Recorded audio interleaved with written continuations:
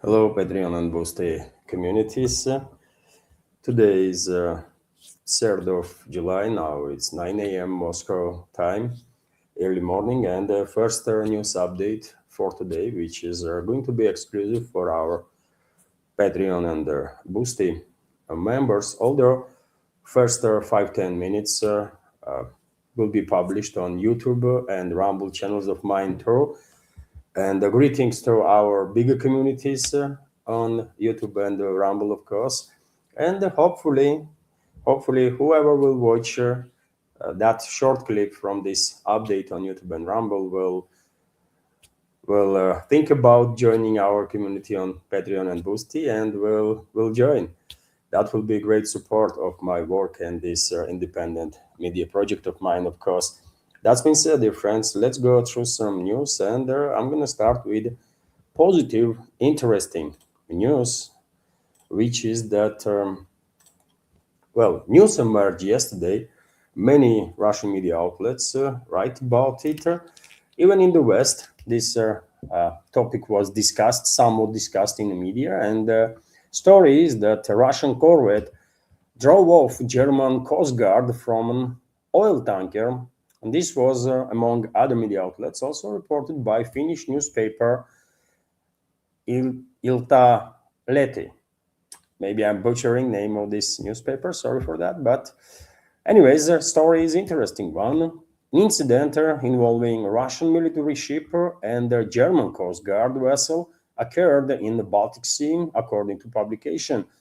On the morning of June 13, a few days ago, the tanker Kirakay was passing through the Fehmarn Belt Strait with a cargo of more than 100,000 tons of Russian crude oil.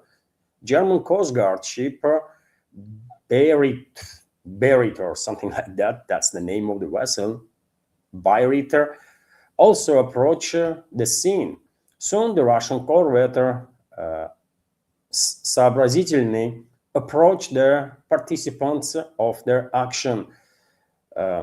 Сообразительный warned about their need to move away from the tanker and push the German Coast Guard away.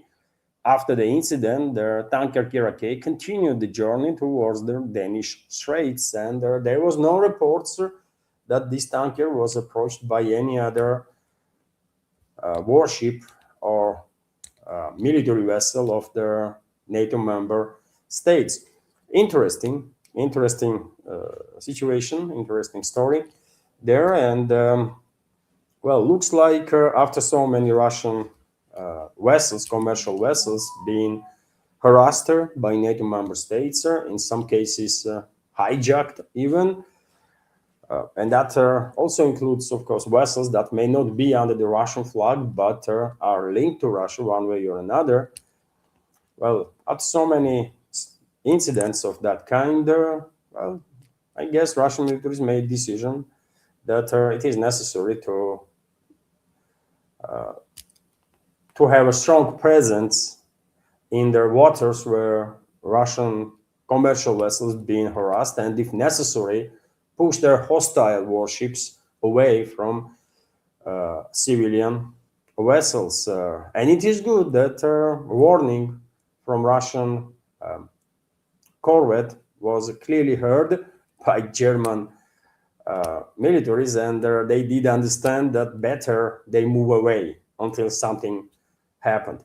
So in this particular case, there was no further escalation, and let's hope there will be no further escalation, although you never know. You never know. And I remind you, dear friends, that lately quite a number of media outlets, including Western ones, not just Russian ones, but Western ones too, share their video, photo materials, and the information that some of the Russian vessels allegedly, based on those videos and the photos, if they are not AI generated, some of the Russian commercial vessels have been equipped with defensive weaponry, including heavy machine guns and so on.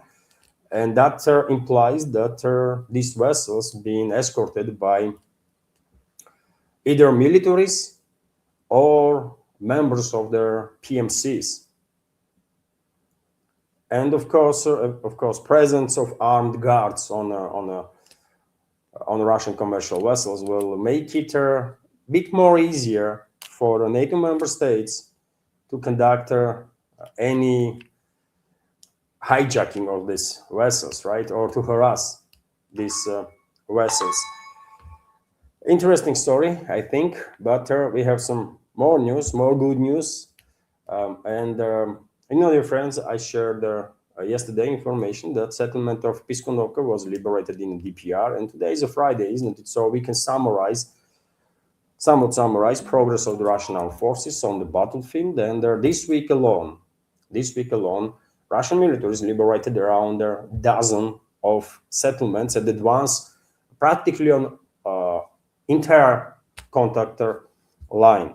And when it comes to liberated settlements, there was a significant progress in the Zaporozhye direction, on the eastern flank of Zaporozhye sector, where 4 settlements were liberated. These settlements are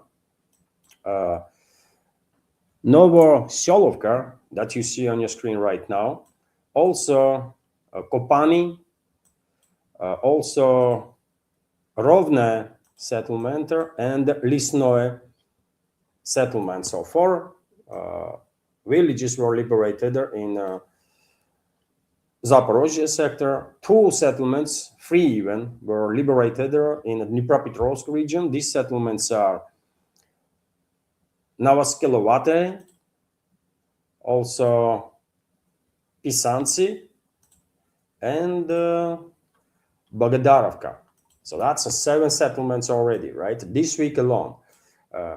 Whoever only watches Western propaganda outlets might think there is a stalemate, no movements are happening, while in reality Russian troops are advancing constantly. And this week alone, 4 settlements were liberated in Zaporozhye sector, 3 in Dnipropetrovsk sector. Also, Russian troops further advanced, obviously, in the Konstantinovka and are finalizing clearing operation in the Konstantinovka. And when it comes to DPR, just yesterday, day before yesterday, we had an update that Malinovka settlement that you see on your screen right now was also liberated. But this is not all. Russian troops also advanced and liberated settlement of Piskunovka, and I reported about it yesterday. So that's the ninth settlement that was liberated this week alone, right? Also, Russian troops are finalizing clearing operation in Liman, dear friends, and well, anytime we might receive information that Liman, alongside Konstantinovka, 2 former major strongholds of Kyiv regime and its NATO backers in the DPR, is fully under Russian control and they're liberated.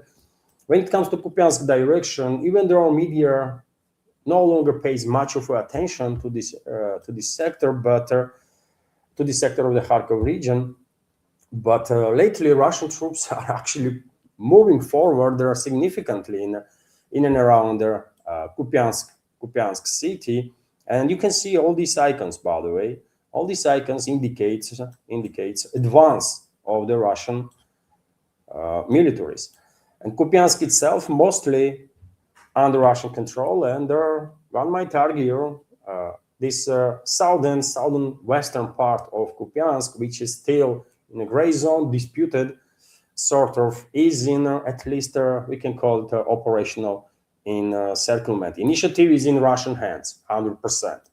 Also, Russian troops advanced in the northern sectors of the Kharkov region, and we had an update this week that settlement of Ukrainska, that you see, this long settlement, was liberated by Russian troops, and right now clearing operation is going on in Polnaya settlement, and maybe today when we will receive a report that this settlement was also liberated by Russian forces. So how many settlements that is? Like 10, 11, about a dozen settlements were liberated this week alone, which is good news. Of course. And well, dear friends, still media largely is focused on yesterday's Russian long-range attacks conducted on military logistical infrastructure of the Kyiv regime, also on a military-industrial complex, big-time energy infrastructure that is related to military-industrial complex or to military activities of the Kyiv regime and its NATO backers. But of course, strikes continue. This long-range Russian strikes on legit targets on the Kyiv control territory continues, constantly, happens constantly. And today we have an update about work of Russian militaries in this regard past night. And legit targets were struck in the Sumy, Kherson, Chernigov, Dnipropetrovsk regions, Nikolaev region, Odessa region. According to media reports, all sorts of videos are circulating on internet about the consequences of these attacks. Zaporozhye region was one of the main directions of past night's long-range attacks that Russian militaries conducted. And we have a lot of updates on that. You can see on your screen some of the consequences of strikes on the legit targets in Zaporozhye region. Warehouses, energy infrastructure, and their points of concentration of Kyiv regime's forces were eliminated all over their left bank of the Dnieper river, especially in Zaporozhye. And the difference, given the fact that Russian militaries are very focused on the Zaporozhye direction, very focused, more than other sectors, right? We can imply that something is being prepared, and maybe before end of this summer we will see sectoral scale offensive in Zaporozhye direction as a result of these long-range Russian strikes on military, logistical, energy infrastructure that is related to military activities of the regime. Zelensky's forces are experiencing very significant difficulties now, moving around the left bank of the Dnieper River. They have serious logistical issues. They might move in on their equipment, but they will find it extremely difficult to refuel because practically all their fuel depots, all their gas stations, even and other means to refuel their vehicles have been destroyed.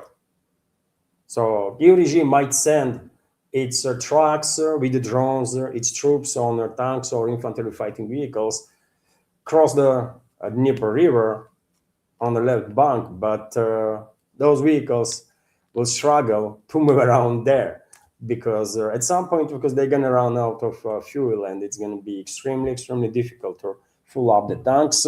And of course, Russian militaries establish practically 24/7 control over the skies there, and are monitoring everything. Kyiv regime and its NATO backers started this war of logistics, and Russia will finish it with their decisive victory, for sure. And already, dear friends, numerous videos being shared on the internet, or numerous reports that if you are in the Kharkiv, Sumy, Chernigov, Zaporozhye, Dnipropetrovsk region, you will have a tremendous trouble fueling up your tank. It is unfortunate that civilians have to face certain consequences, but there is not much choice left, isn't it? Because this civilian infrastructure was actively used by Kyiv regime's military, so it has to be neutralized. And therefore, unfortunately, yet again, civilians will have to face certain logistical challenges. And I have said already, by the way, if they can, they should evacuate from all these regions. All the regions that are either on the line of contact or are bordering the line of contact should be, all civilians should be evacuated from there. And hopefully they will. To avoid the unnecessary challenges that they might face due to this proxy war that West is waging basically against Russia, because without direct involvement of the West, this conflict would never ever happen even. But if it would come to conflict anyways, it would end in 2022. It would never last this long. But it did last because of dozens and dozens and dozens of NATO member states. Entire collective West basically is engaged in this war, and they're fighting Russia while hiding behind their key regime for sake of plausible deniability that they love to speculate with.